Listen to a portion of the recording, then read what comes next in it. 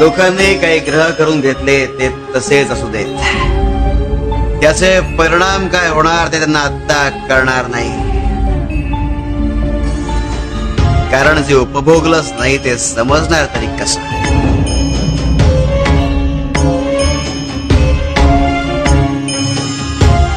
मोरबा, आसक्तीचा अतिरेक घातक असो. काय ना, काही लोकांना गैरसमजात राहायला आवडतं.